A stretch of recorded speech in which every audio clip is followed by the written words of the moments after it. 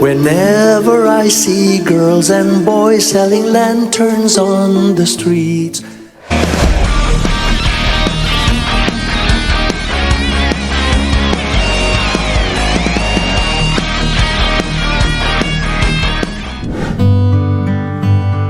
Kay sarap talaga sa pakiramdam kapag sumapit na naman ang Burr months.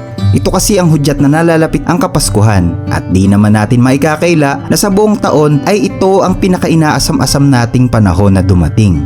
Dahil sa pakiwari ko ba, pagka humaplos na ang hanging amihan sa aking muka ay punong-puno na naman ng panibagong pag-asa sa buhay. Dahil ika nga nila, Christmas is the season of joy, love, peace, giving and sharing. Sasabayan pa yan ng mga napakagagandang pamaskong awitin na tumatak na sa ating isipan simula pa nung pagkabata. Nandyan ang mga Christmas song gaya ng Pasko na naman, Pasko na naman, o kay tulin ng araw. sa Paskong darating, Paskong darating, Santa Claus. Ang Pasko ay sumapit. pero hindi kumpleto ang Pasko pag hindi natin nadinig ang mga pamaskong kanta tulad ng Christmas in Our Hearts, Let's sing Merry Christmas and a Happy A Perfect Christmas, Idea of a perfect Christmas. A Christmas Carol, Sing a song of gladness and cheer. at pagdating ng Pasko. May tampuhan, bigla na lang Halika at ating alamin kung sino nga ba ang nasa likod ng mga napakagandang mga awitin na ito. At isa nga sa madalas na nakikita nating post sa social media bago mag-Burr months ay ang mga katagang eto na siya. Kaya alam kong alam nyo kung sino ang tinutukoy ko. Yan ay walang iba kung hindi si Jose Marichan. Halika at atin siyang kilalanin sa kabila ng kanyang napakagandang mga awitin. Ano nga ba ang pinaghuhugutan niya upang makalikha ng mga ganitong kanta? At bakit nga ba siya tinanggihan ni Lea Salonga na makatrabaho? Kung bago ka pa lang sa aking channel ay hinihiling ko mag-subscribe ka na. Pindutin mo na rin ang notification bell upang updated ka sa mga video na gaya nito. Let's go! Si Jose Marilim Chan o mas kilala sa pangalang Jose Marichan ay sinilang noong March 11, 1945 sa Iloilo City. Tinatawag din siya ng kanyang pamilya sa katawagang Jo Marie at panganay siya sa 5 magkakapatid. Ang kanyang ama ay si Antonio Chan na isang Chinese immigrant na nagmula sa Fujian na noong mga panahon na yon sa edad na 13 taong gulang ay nagtungo na ito sa Pilipinas at dito ay naging madiskarte siya sa buhay na naging daan upang makapagpatayo ng sugar trading sa Bacolod. Naging maganda at matagumpay ang takbo ng kanilang negosyo. Ang nanay ni Jose Marichan ay si Ginang Florencia Lim na noon ay nag-iisang anak ng Chinese-Filipino couple. Maagang nahubog si Jo Marie sa pagkahilig sa musika dahil na din sa malaking impluwensya ng kanyang lola na tumutugtog ng piano na naging libangan nito. Ang kanyang ina ay isa ding magaling na pianista kaya naman hindi maikakaila na sa pamilya nila ay nananalaytay ang pagkahilig sa musika. At ito na rin ang naging daan upang mas mahasa si Jo Marie sa kanyang talento. Siya ay dinadala ng kanyang yaya upang makapag-participate sa isang radio program. Ito ay ang lugar na kung saan ang mga bata ay tumutugtog ng piano, kumakanta at tumutula. Ayon pa nga kay Chan, sa edad na 9 na taong gulang ay magkaroon siya ng hilig sa musika. At dagdag pa nito ay nakumanta siya sa entablado ay nakalimutan niya ang lyrics ng kanta. Pero hindi naman ito naging hadlang para mawalan siya ng pag-asa at nagpatuloy siya sa kanyang pag-awit. Active din siya sa mga school program kaya naman madalas siyang pinipili na magtanghal sa kanilang school activity. Di naglaon, sa edad na 13 ay sinulat niya ang kanyang unang kanta. Naging inspirasyon nga niya si Paul Anka at Teddy Randazzo sa pagsusulat ng mga awitin.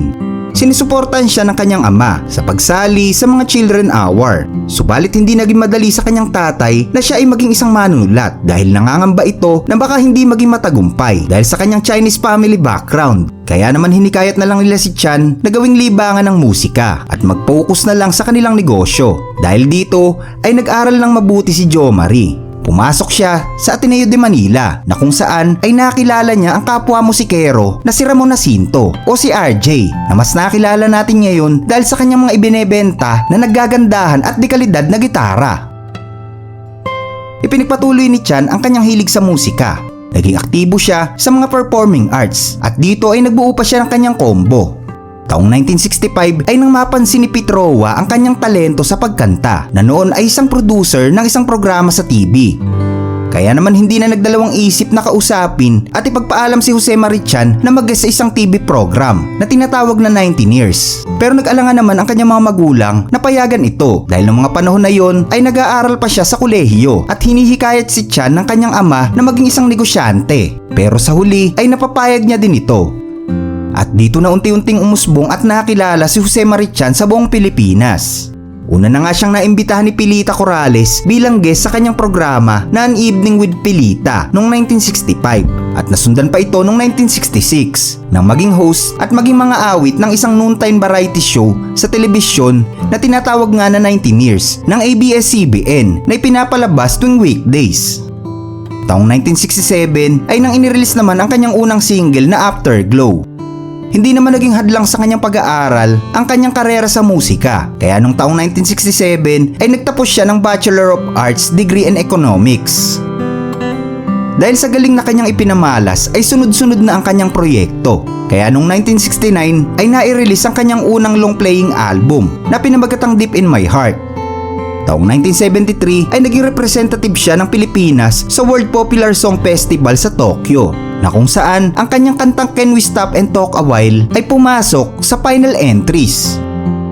Sa halos 4 na taon niyang pagsusulat ng mga kanta mula 1970s hanggang 1974 ay nakagawa siya ng mahigit 20 kanta para sa mga pelikula. At dahil sa pagsusumikap niya ay nagbunga lahat ng kanyang mga pinaghirapan. Kaya naman nakakuha siya ng iba't ibang pagkilala at nominasyon sa PAMAS Awards. At alam nyo ba na siya ang sumulat at boses sa mga kilalang jingle sa TV at mga radio advertisement na umabot sa mahigit na 70 produkto. Kabilang dito ang Love at 30,000 Feet ng Philippine Airlines, North Chinese Soup, Alaska Milk, Mr. Clean, Alpine, 3D Electric Pan, Kape Puro, Dutch Boy Paint at marami pang iba. Bagamat noong 1975 ay kinailangan niya magtungo sa US para patakbuhin ang kanilang negosyo na Sugar Branch Office at siya ay nanatili dito ng halos 15 taon, pero ipinagpatuloy pa rin niya ang pagsusulat ng mga kanta. Tang ilan pa nga sa mga ito ay nai-record pa ng mga foreign artists. At noong 1986 ay namagdesisyon si Joe na bumalik sa Pilipinas at ipinagpatuloy ang kanyang karera sa music industry. Dito na nga inilabas ang kanyang album na A Golden Collection. At kasama na sa hit ang kanyang bagong komposisyon na Tell Me Your Name. Ang album ay nai-release ng Universal Records. Noong February 14, 1988 ang kanyang unang live performance sa Manila Hotel na kung saan siya ay nag-guest para sa Valentine's Dinner Concert ni Joey Albert na tinawag na Here's to Love. Bukod sa pagganta ng mga love song ay mas nakilala din natin si Chan sa mga awiting pamasko. Pero ano nga ba ang kwento sa pamaskong kanta na Christmas in Our Hearts? Ayon kay Jose Marichan ay sinamantala ng management ang kanyang kasikatan sa kanyang album na Constant Change na naging diamond seller noong 1990. Dagdag pa niya ang dating manager o direktor ng Universal Records na si Belia Tan ang naghikayat sa kanya para gumawa ng Christmas songs at binigyan siya ng ilang buwan para mag-compose para sa kanyang album. Kwento pa nito ay ni sa panaginip ay hindi pumasok sa kanyang isip ang magsulat ng mga pamaskong kanta. Kaya naman naging hamon sa kanya ang pagsusulat, lalo na't ayaw naman niya maging tungkol kay Santa Claus at sa snow ang isusulat niyang kanta. Nagsimula ang kantang Christmas in Our Hearts bilang isang Pilipinong tula na pinamagatang Tubig ay Buhay na isinulat ni Chari Cruz Arate na noong mga panahon na yon ay nagdiriwang ng high school class Silver Jubilee. At dito ay hiniling kay Chan ng kanyang kaklase na gawin itong musika. Ayon pa nga sa kanya ay inabot lang daw siya ng halos kalahating araw para mabuo ang melody nito. Kasabay din ng taong iyon ay na magsimula siyang gumawa ng kanyang unang Christmas album. Kaya naman naisipan niyang bigyan ng bagong areglo ang melody sa pamamagitan ng paggawa nito ng isang Christmas carol. At noong mga panahon na yon, habang si Jose Marichan ay pauwi galing ng simbahan ay may isang babae ang nagngangalang Riza Cañeza ang kumatok sa kanyang sasakyan. Nagpakilala ito na isa siyang kompositor at nag-iwan sa kanya ng isang calling card. Kaya naman kaagad itong tinawagan ni Chan upang maging katuwang niya dahil nung araw na iyon ay gumagawa siya ng pamaskong kanta. At dito na nga niya ibinigay ang melody ng Ang Tubig ay Buhay at hanggang sa nabuo ang kantang Christmas in Our Hearts. Nang ire-record na ang kanta ay naisipan nila na si Lea Salonga ang kunin nila nakaduet dito. Pero sa kasamaang palad ay hindi naman ito pinayagan ng kanyang recording company na mag-record para sa ibang label. Ngunit noong mga panahon na yon ay 2 linggo na lang ang nalalabi bago i-release ang kanta. Kaya naman inalok niya si Monique Wilson para makaduet. Agad naman itong pumayag dahil nagustuhan nito ang kanta. Pero sa hindi inaasahan na pagkakataon ay nawalan naman ito ng boses. At dahil sa nalalapit na ang kanyang recording ay may nagpayo kay Jose Mari Chan na subukan ng kanyang anak na si Lisa Chan para makaduet sa nasabing kanta. Kaya naman kaagad nitong kinausap ang kanyang anak na aralin agad ang kanta dahil 1 araw na lang ang nalalabi sa araw mismo ng kanilang recording.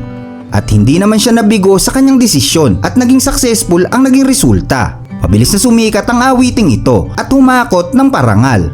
Naging triple platinum sa kaparehong taon hanggang sa naging double diamond records noong 1995 dahil bumenta ito ng mahigit 20 milyong kopya. Dahil sa husay na ipinamalas ni Jose Mari Chan ay nakilala ang kanyang mga iconic Christmas song sa loob at labas ng bansa. Kaya naman hindi kumpleto ang Pasko kung hindi mo maririnig ang mga magagandang awitin na ito. At dito na nga siya tinagurian bilang Father of Philippine Christmas Music. At masasabi din na isa na si Chan sa The Living Legend. At dahil sa kasikatang natamo ni Jose Mari Chan ay humakot siya ng iba't ibang parangal. Kaya ng Lifetime Achievement Award, Dangal ng Musikang Pilipino, Elite Platinum, Puso ng Saya Award, Mix Magna Award at marami pa. Bukod sa pagiging isang mahusay na manunulat at musikero, ay isa din siyang mahusay na negosyante. Nasa kasalukuyan, siya ay chairman at executive officer ng Binalbagan Isabela Sugar Company Inc. At isa din siya sa leader ng Philippine sugar industry. Siya din ay chairman at president ng Signature Incorporated at yan ang pinagkakaabalahan niya kapag hindi siya busy sa pagkanta. At bukod pa dyan ay isa din siyang huwarang haligi ng tahanan sa kanyang may bahay na si Mary Ann Ansaldo at mayroon silang 5 anak na kapwa din mahilig sa musika.